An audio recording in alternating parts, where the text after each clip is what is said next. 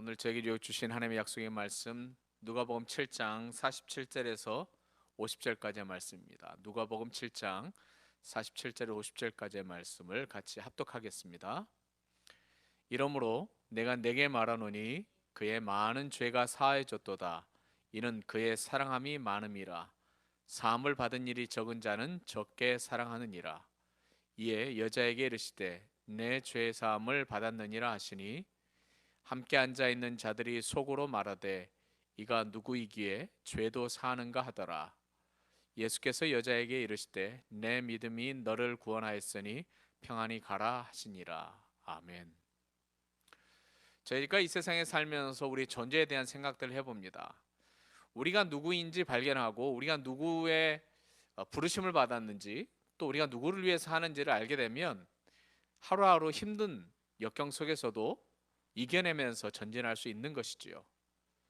또한 반면에 누군가 나에게 너는 누구냐고 말해주는 우리에게 주어진 어떤 직함이나 직분, 다른 사람에 의해 불리워지고 있는, 그리고 그 사람들에 의해서 어떤 임명되어지는 일들, 그런 일들을 감당할 때 우리의 모습도 그 일들을 감당하고 그 직분에 맞게 변화되는 것을 볼 수 있습니다.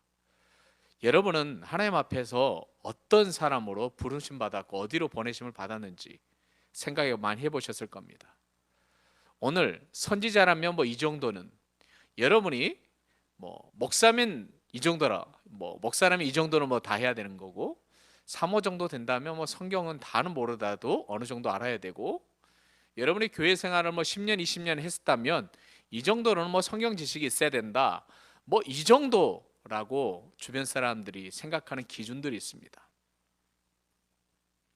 오늘 이 말씀을 통해서 우리는 얼마나 많이 예수님에 대해서 오해하고 있었는지, 심지어 우리가 믿고 있는 예수 그리스도를 구세주로 믿고 있는데 정말 예수님을 나의 인생의 구원자로, 그리고 나의 치료자로, 나의 인생의 인도자로 정말 우리가 인정하고 있는지 한번 되돌아봤으면 좋겠습니다. 예수님에 대해서 소문이 났죠. 수많은 소문이 났어요. 특별히 모든 사람이 두려워하여 하나님께 영광을 돌리되 큰 선지자가 우리 가운데 일어나셨다 하고, 또 하나님께서 자기 백성을 돌보셨다 하더라. 나 인생을 찾아가신 예수님, 그 예수님 주변에 있었던 많은 무리들이 한 여인, 과부의 한 여인의 아들 독자를 살려내신 그 예수님을 보고 이렇게 고백한 거예요. 큰 선지자라고. 한 어머니의 독자였죠. 얼마나 힘들었겠어요. 근데 동네 사람들에게 이 여인이 도르가 다비다 같은 이름이죠. 다비다처럼 많은 사람이 선행을 베풀었는지 모르겠어요. 그러다 보니까 동네 사람 전체가 나와서 이 여인의 아들이 죽는 걸 슬퍼하고 통곡하고 있는 거예요. 그때 예수님께서 그 아들을 살려주셨죠. 그랬더니 얼마나 동네 사람이 놀랬겠어요. 또 어떤 일이 있습니까? 어떤 백부장에 살아는 종이 병들어 죽게 되었죠. 말씀 한마디로 고쳤던 것을 볼 수 있어요. 얼마나 많은 사람들이 이 예수님이 선지자로서 이 정도는 감당할 수 있다, 이 정도는 선지자들 할 수 있다, 이런 생각을 했겠죠. 이런 유대인의 많은 고울 사람들이 이렇게 인정함에도 불구하고 의심했던 세리 요한에게 이런 말씀도 줬어요. 함께 읽어보죠. 오랜만에 읽어봅니다. 시작.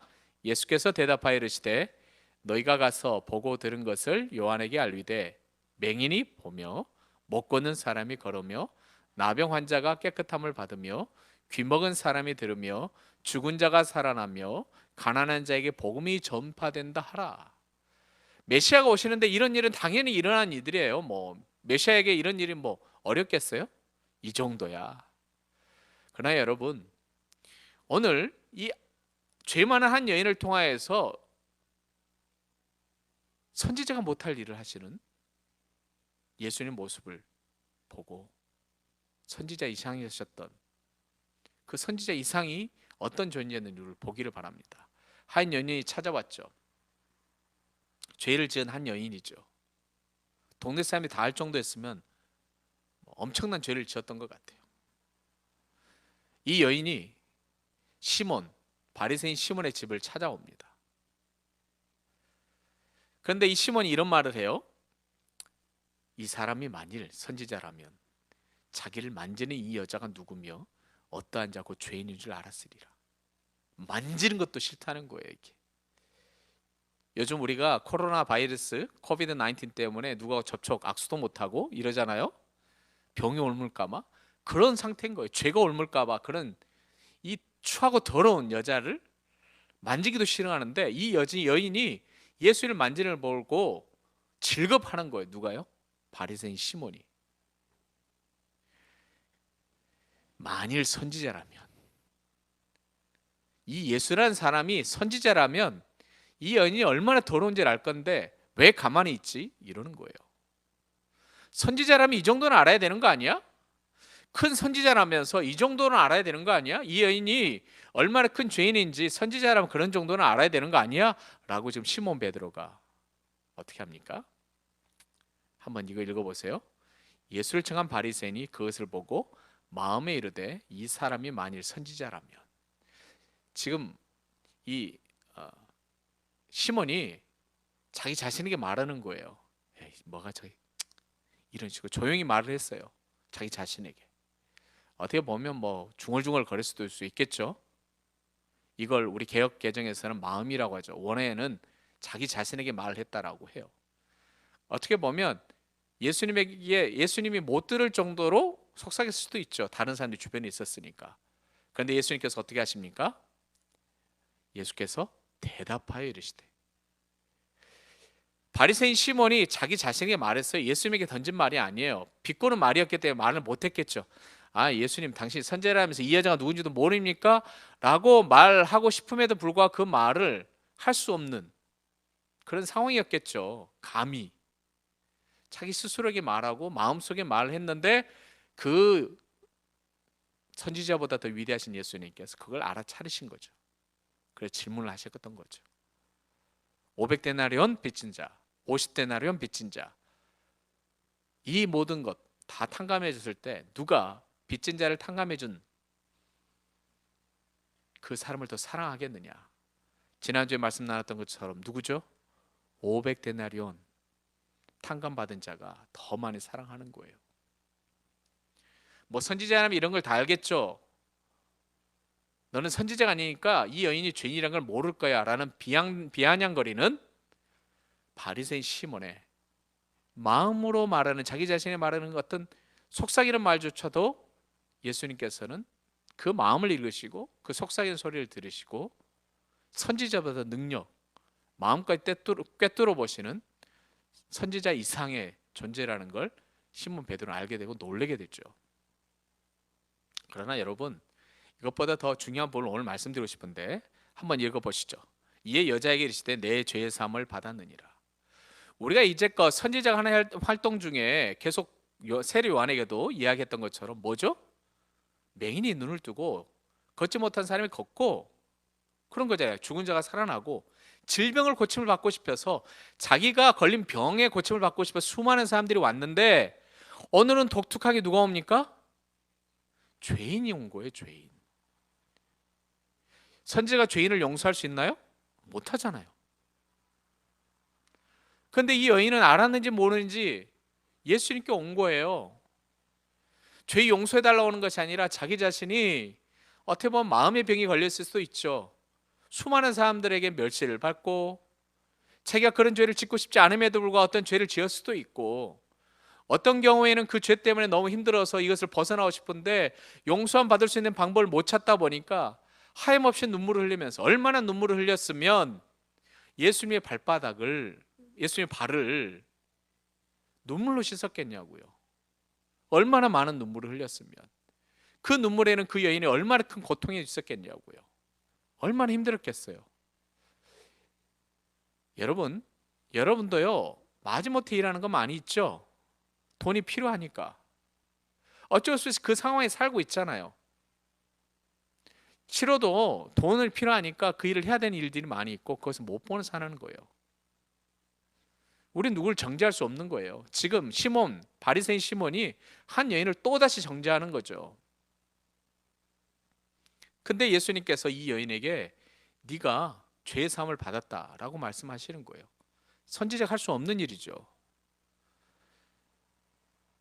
주변 사람들이 이야기해요. 이러므로 내가 내게 말하노니 그의 많은 죄가 사해졌도다. 이는 그의 사랑함이 많음이라.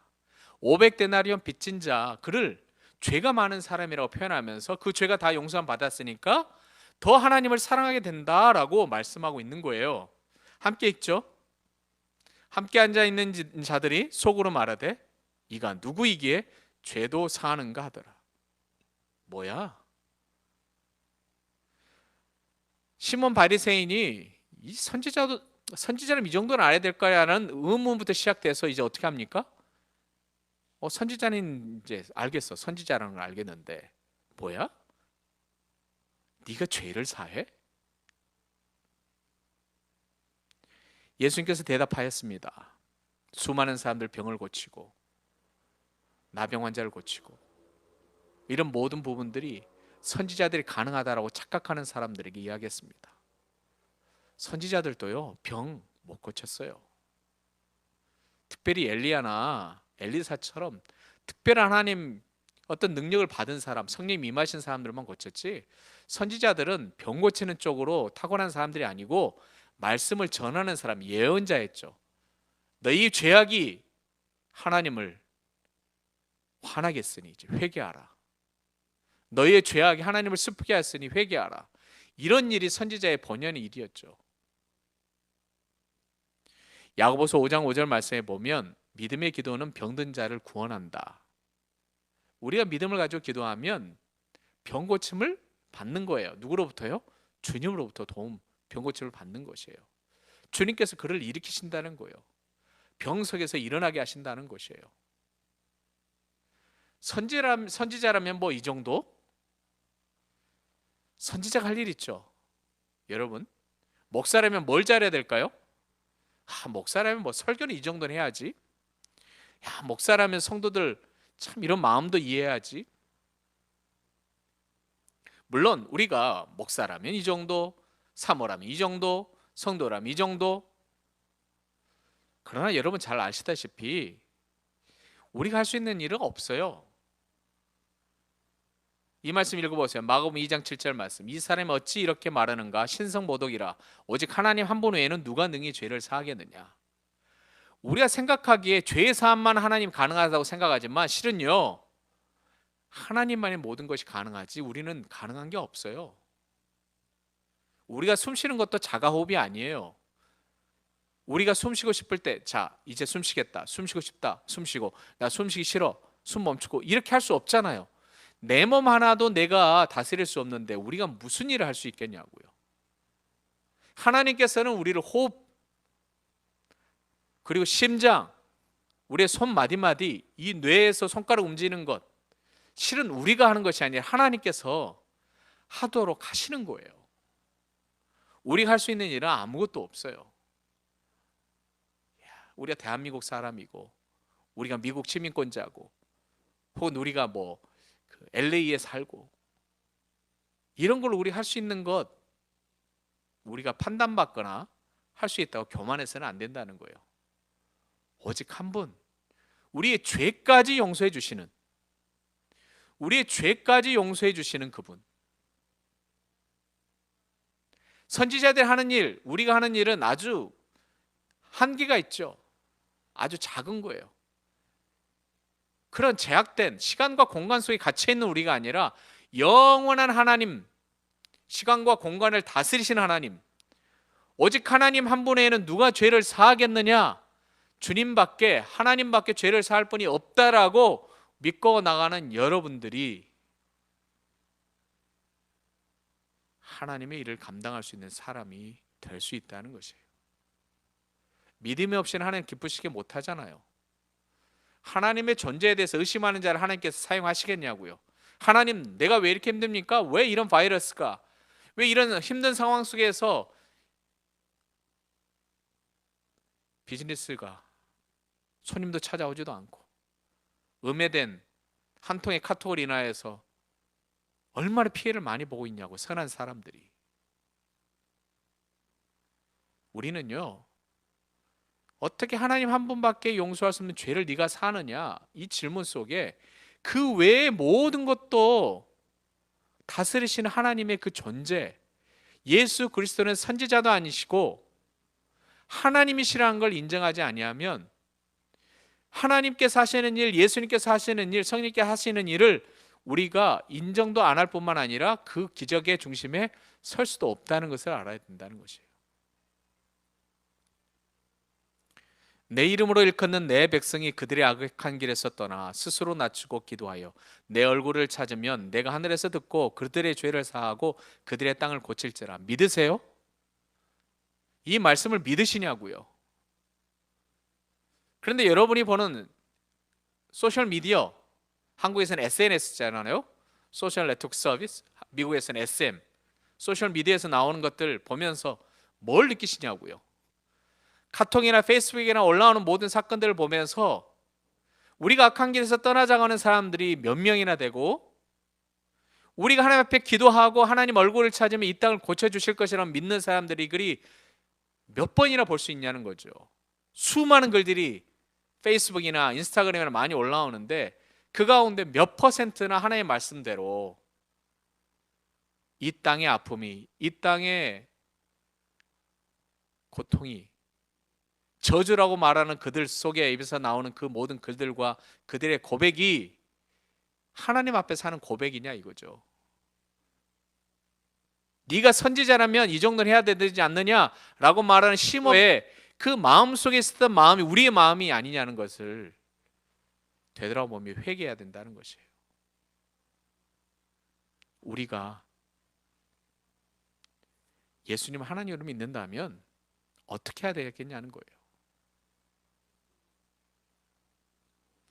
믿음의 기도는 병든 자를 구원할 뿐만 아니라 우리가 기도하면 죄도 사해 주신대요.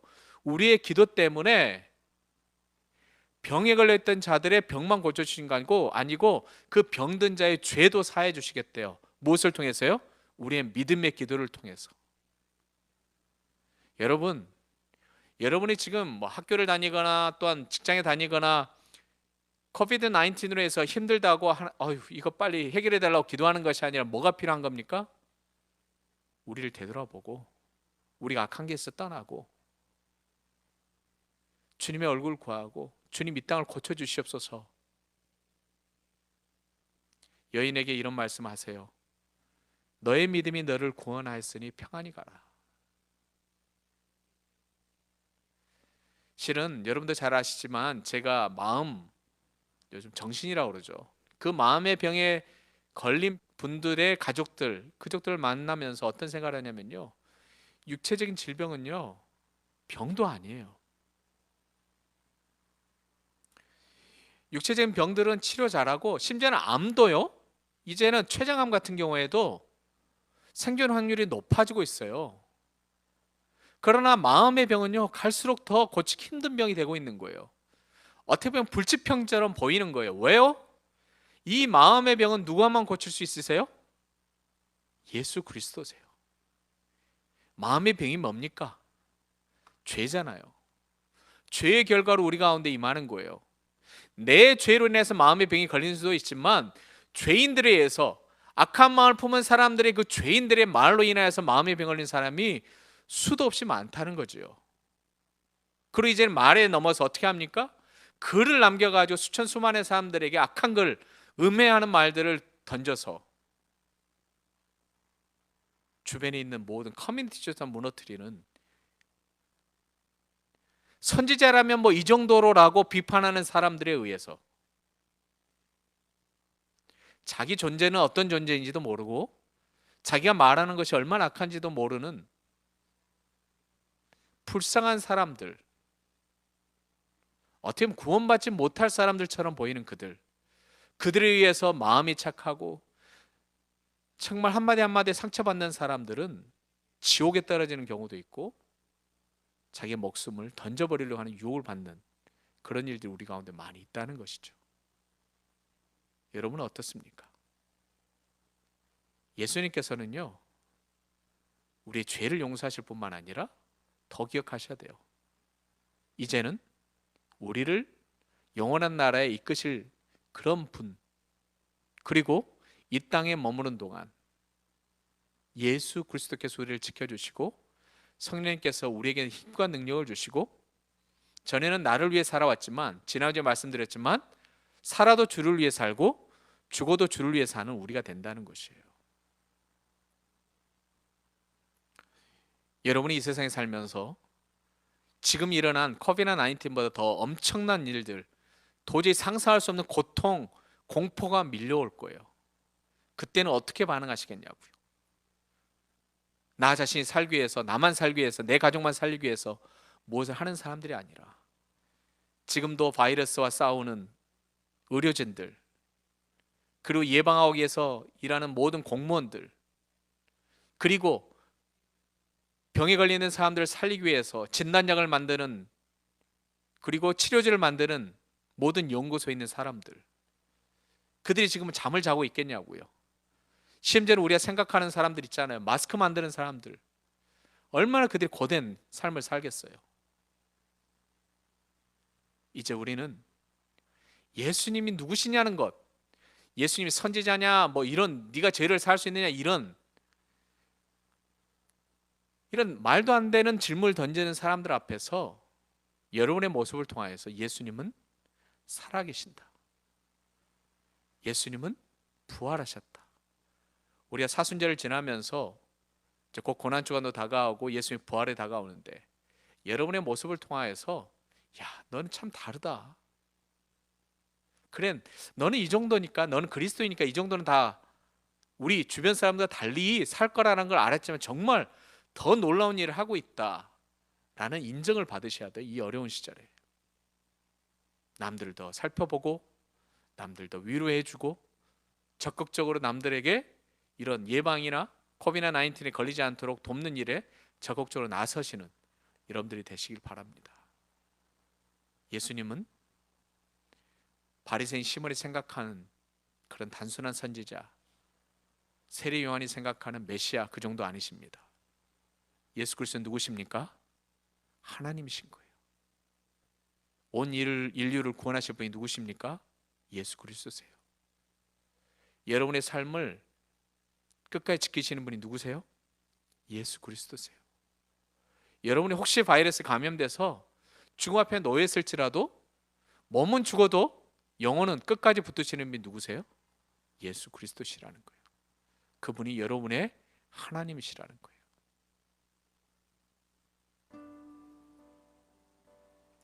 예수님만이 왜 좋은 치료자이세요? 예수님은 나의 치료자이세요.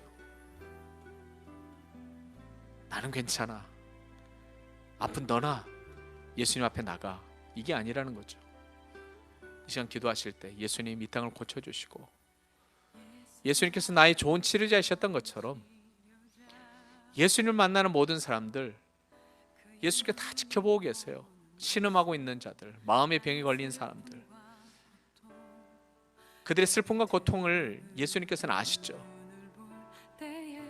예수님께서 그들을 고쳐주시도록 기도해 주시고, 이제는 어떻게 보면 코비드-19 확산되면 우리가 어떤 예방이나 치료나 이런 부분에 우리 교회에 가서 봉사를 해야 될 일이 생길지도 모르고, 또는 우리가 이런 확산되는 과정 속에서 예수 그리스도의 사랑으로 무엇인가를 해야 될 일이 생길지 모릅니다. 그때 우리가 그 일들을 감당할 수 있는 모든 여건을 주시도록 하나님께 기도하시고, 우리 하나님 아버지께 간구하는 대로 우리 악한 길을 떠나서 기도하면 이 땅을 고쳐준다는 것을 믿으시고, 이제 같이 합심해서 기도하도록 하겠습니다. 죽음의 공포를 깨닫게 하시니 감사를 드립니다. 사망의 권세가 얼마나 험악하고 얼마나 강력한지 다시 한번 보게 됩니다. 수천 수만의 사람들이 죽음의 공포 앞에 격려되어 있고, 수백 명의 사람들이 이 바이러스에서 목숨을 잃었습니다. 주님, 고쳐주시옵소서. 그 가족들의 고통을 어루만져 주시고, 고의적으로 악한 것들을 뿌리고 있는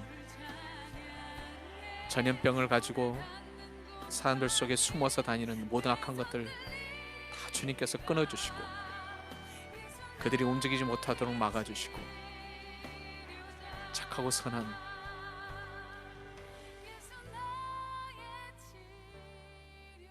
불쌍한 영혼들이 생기지 않도록 주님 인도하여 주시옵소서.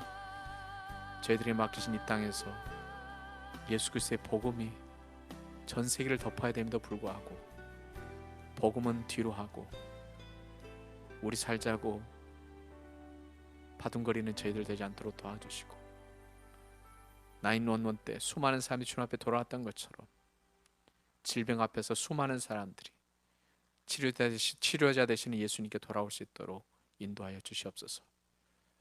우리의 삶의 주관자이심을 믿습니다. 그러나 때때로 의심하고 불신하고 예수님 누구신지 부정했던 우리의 모든 죄를 사해 주시고, 교회들마다 이제 예수님만이 치료자이시고 구원자이시다는 것을 믿고 회개하는 운동이 일어나게 해주시고, 예수 그리스도를 만나지 못하고 죽어가는 영혼 없도록 주님 저희들을 사용하여 주시옵소서. 존귀하신 예수님의 이름으로 기도하옵나이다. 아멘.